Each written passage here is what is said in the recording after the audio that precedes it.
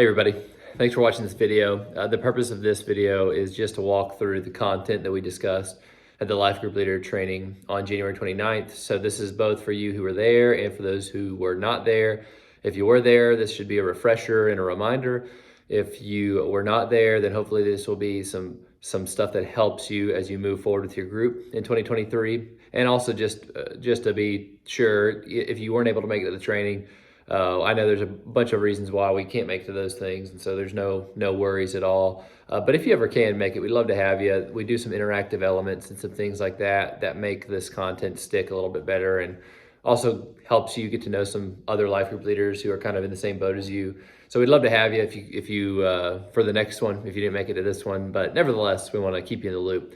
So the purpose of this video is to go over three basic things. I want to talk about some overarching goals we have in our life groups for 2023. I want to talk about the role of a life group leader. So I've realized since I've been here, we haven't discussed yet what is the actual role. How would you describe and define what it means to lead a life group? So we'll talk about that. Then I also want to briefly go over the 2023 vision guide. This is something I've already shared in another video with you. And the purpose of this 4-week curriculum is to help your group center around the three aims of our life group ministry, to aim at gospel-centeredness, community, and mission. So that's really what we're going to do in the next couple of minutes. So let's talk about our goals as an overall church and specifically how they apply to the life group ministry here at Center Grove. And so basically we have three basic goals that we'd love to emphasize this year within our life groups. And those three goals are emphasizing prayer, emphasizing missional living, and emphasizing leadership development and multiplication. Prayer, missional living, and leadership development and multiplication. So for prayer, that goal is a pretty easy one to accomplish, actually. Prayer individually can be difficult, but we're trying to set up some structures to where as a group, we're making this very easy to increase the fervency and the level of prayer within your life group. And so basically what we're doing that we want for you to participate in is starting February 8th, we are going to have a church-wide prayer night that we want you and your life groups to join us for. Even if you normally schedule your group meeting for that time, we'd love for you to just pause and come and join us in the worship center for a night of prayer and worship. And we're going to do that every other month starting in February. So we don't want to overwhelm your calendars, but we do want to emphasize prayer. So that means, February and then April and then June and so on. We'll continue to do those bi-monthly prayer nights every other month starting February 8th. So join us for that in the worship center. That's one way you can accomplish increasing the prayer life of you individually and as a life group. Secondly, we want to emphasize missional living. So we're trying to make it very easy for you and your group to find dark places that you can be bright lights in. And so what we've done is, as a church, we've handed out on Sunday the 29th, we handed out basically a booklet that overviews all of our local partners. A lot of you guys have good relationships with other local partners. You've already served there regularly. All we want to do is, if you're already serving a local partner, we just want to know about it and document it so we can celebrate it. That's our main heart. If you don't have a great connection with a local partner and your group hasn't really gotten into the fray of serving and sharing the gospel together, then we want to make that an opportunity for you. So we want to help you connect with a local partner and actually serve regularly. So not only are we going to do some church-wide serving projects that we'll tell you more about, but we want your group to be really intentional about finding local partners to serve on your own. We'd love it if you'd schedule 3 to 4 mission projects throughout the year for your group to participate in. But we don't want to just tell you to do it and then leave you with no resources. We want to give you this booklet, and also Jackson Kornatzer, who many of you may know, he has come on staff as our missions coordinator, and his main job is to help you guys find places to serve and to share, and he is ready and willing to do that. So you can always talk to him if you need more help or if you have any questions at all. And so that's another goal we have this year, is just to be able to document what we're already doing, because I know some of you guys do stuff and we just don't know about it, so we can't celebrate it. So we want to know that, but then if you haven't been able to serve in the community as much as you'd like, we'd love to help you do that more. So that's the second goal, is to help our life groups live on mission. Our third goal is to start emphasizing leadership development and multiplication within life groups. Now, I want to be clear, when we talk about leadership development and multiplication, sometimes the hair on the back of your neck might stand up. If you've been a part of a life group that has multiplied, or some people negatively describe it as splitting, that is something we want to make a healthy move. And we want to explain how multiplication can be healthy and how leadership development really is an awesome opportunity within every one of our life groups. And so there'll be some things I'll be sharing with you in the months ahead. But in short, getting down to brass tacks, getting really practical, when it comes to leadership development, we desperately need to launch new life groups because we have so many new people joining us for church. I mean, that's just kind of the basic reality. And the best leaders are already in our church in your life groups. We just need to develop them, and I need your help with that. And so leadership development, basically ideally within life groups, what that looks like is it looks like you as the leader delegating small responsibilities within your group. Maybe you delegate somebody to be a missions coordinator or a life sharing coordinator or a prayer coordinator, and you let people take small things, and as they show themselves to be faithful, you entrust them with more. And ideally, we'd love for every life group to have a co-leader, every life group maybe even to have what's called an apprentice leader, where you've recognized in somebody some leadership potential and you start actually training them to launch out and lead their own life group. And so there are some things that I'm working on to try to make that easy for you and helpful for you. But so to spare what I'm going to talk about in the future a little bit, that's just kind of the overall picture. So if you have people that you're pouring into in your life group, great job, keep doing that. We want to develop leaders. And if you feel like your life group is getting close to needing to multiply, I want to help you with that. We're not going to just force anything on you. We're not going to try to do anything in an unhealthy way. We want to multiply and send people out in a healthy way, and I think we know how to do that. And we'd love to share with you how to do that more. So don't freak out. It's going to be fine. This is all about letting Jesus use us for fruit to come. And that's really why we're emphasizing those things. So let's talk about the second big picture item. Let's talk about the role of a life group leader. I've realized we haven't really talked about that during our trainings or in other settings. But if you were to be training a potential leader in your group, it's helpful to actually do the little thought experiment and ask, what would I tell this person that wants to be a life group leader? What would I tell them is my job? What's my job? And I would say your job boils down to three basic things that I'm going to share briefly, but I probably won't over-explain because I don't want this video to get too long. The three things that I think every life group leader should do and should be, they should be a facilitator, they should be a delegator, and they should be a multiplier. A facilitator, a delegator, and a multiplier. Facilitator, delegator, multiplier. Excuse me. So a facilitator, you literally facilitate the group time.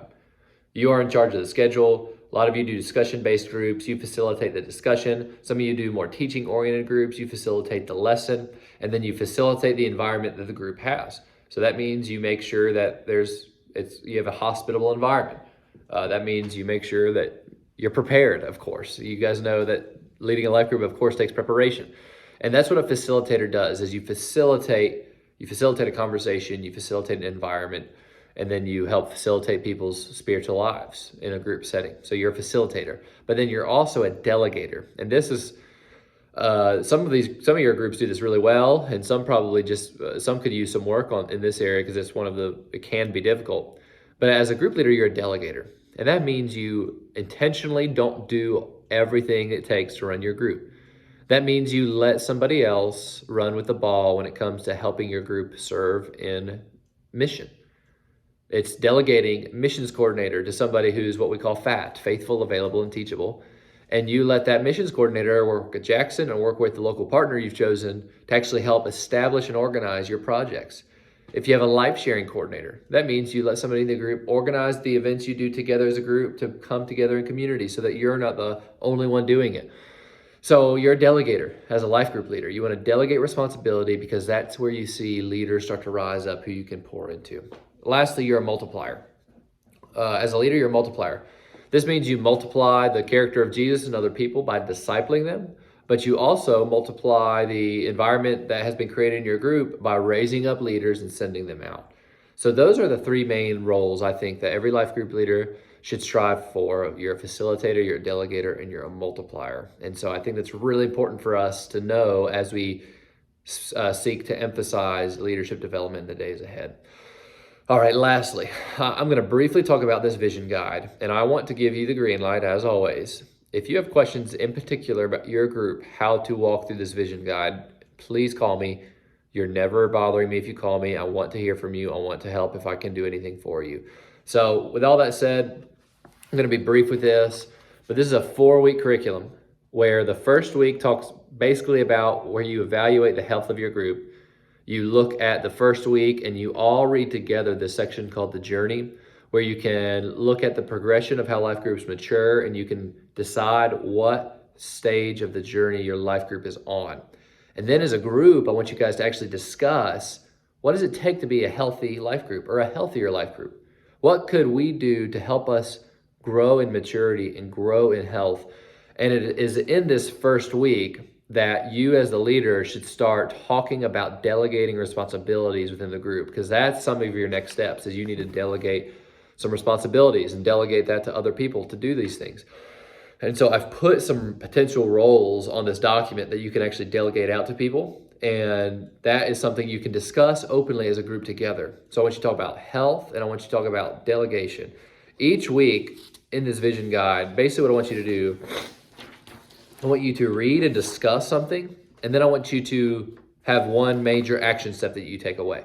So the major action step that I want you to take away from week 1, when it talks about the health of the group, is delegation of leadership roles within the group. How do we delegate things out and be more effective?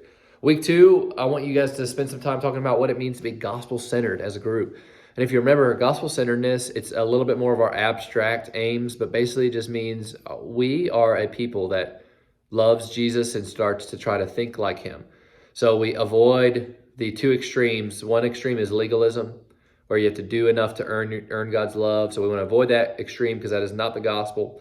We also want to avoid the extreme of what you could call license. License is meaning, you know what, God has given me grace, he's forgiven me so I can do whatever I want.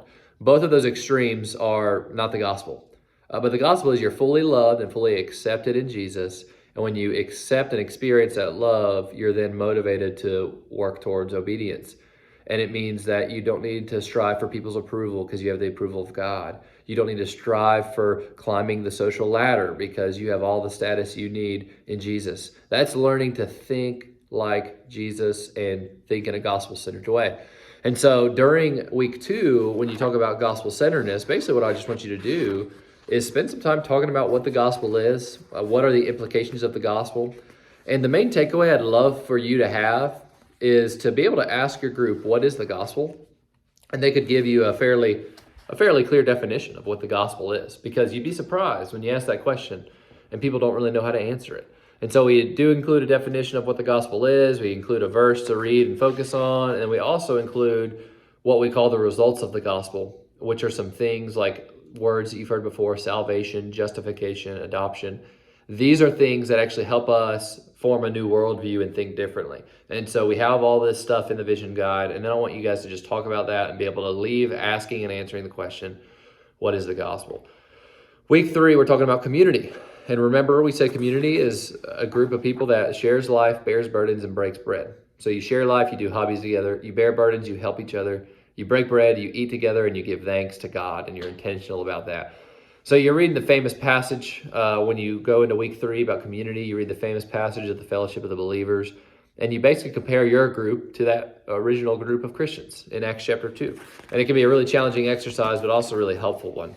And the main takeaway I want you to have when it comes to week 3, talking about community, is I'd love for you to leave that time delegating somebody in the group to play the role of life-sharing coordinator. This is the person who organizes your fun events, who helps reach out to people. Maybe they take prayer needs. Maybe they help see where there's burdens that we could bear together as a group.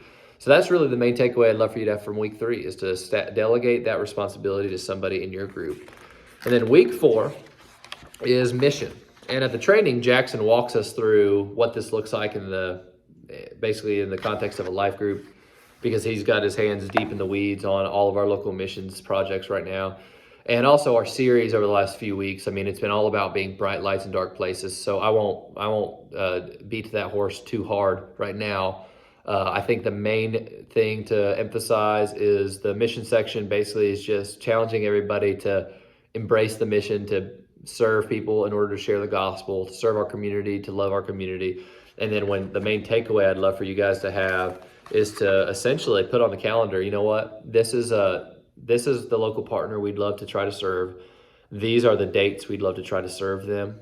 And then you guys commit to doing that together. And so we'd love for you to basically, I'll lay out the serving schedule when it comes to local partners right now, so you can kind of get a glimpse of it. But basically in March, early March, we're Lord willing, planning to do a church-wide service project that we're going to announce soon. So that would be one easy way to connect your group to it, because you don't have to handle that many logistics there. You just need to sign up and then show up. And so that's going to be early March, and we'll share more about that in the coming weeks. So warn your group about that. It'll be on a Saturday, just for a few hours. But then we'd love for you to shoot to serve again somewhere in May. We'd love for you to find somebody to serve in August, and we'd love for you to find somebody to serve in October. So it's just a couple times throughout the year. We'd love for you to seek to serve the community. And also, if there's somebody in your group who is just a natural evangelist and they have areas in their life where they're sharing the gospel regularly, I mean, those are things we want to celebrate too. We want to know about that stuff. And so we don't have to reinvent the wheel here. Some of you might already be doing this, so we just need to know about it so we can celebrate it. So that is the overview of what we covered at the training. If you are a group that meets on Sunday mornings, we encourage you to start the first week of February. And so the date is not right in front of me off the top of my head, but if you're doing this on Sunday, that should work naturally. If your group meets on Wednesday nights, you can start on February 1st, but we would love for you to come to our prayer night on February 8th. And so you may want to start on the 15th instead, but you also are welcome to start on the 1st, skip a week on the 8th by going to the prayer night, and then pick back up where you left off on the 15th. And so that's why there's some flexibility as to when you actually start. But I think the key is you do this for 4 weeks, try to set up a foundation for your group, and then get back into your normal curriculum or use this on top of whatever you're already doing. So that is the basic overview. I know I've missed some things, but please call me if you have any questions at all. I'd be glad to help you out. I am so glad to serve with you. I'm so thankful for you, and I can't wait to see what God does through you in 2023.